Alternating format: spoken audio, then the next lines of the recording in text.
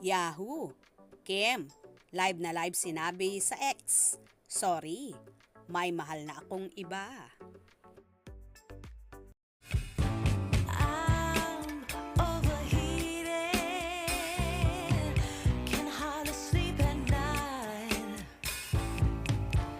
doing crazy dreaming.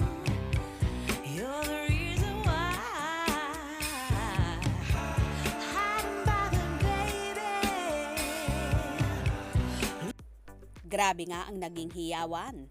Tilian ng mga tao sa studio ng It's Showtime nang may ibinulgar ang TV host, actress at queen of the dance floor na si Kim Chiu sa segment na Especially For You.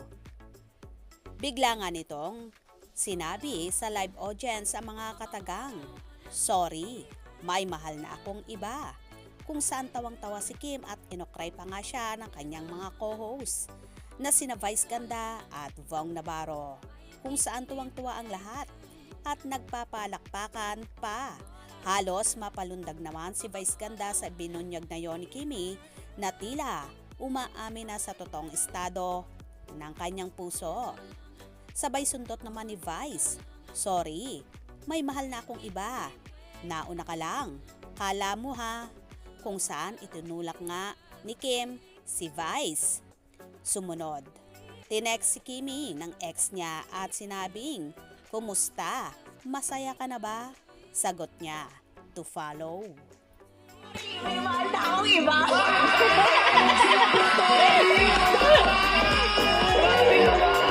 sa'yo celebratory? Nag-text kay Kimi ex niya, "Kamusta ka? Masaya ka na ba?" Sagot niya, "Tupalo." Sorry, meron na kayo ba? Nauna ka lang, kala mo. Mukhang, ito nga ang naging kasagutan ni Kim sa kanyang ex-jowa na si Sian Lim, kung saan panay na panay ang kuda at putak nito sa social media na ayaw na ngang patulan ng dalaga. Pero ngayon nga ay live na live niya itong binira.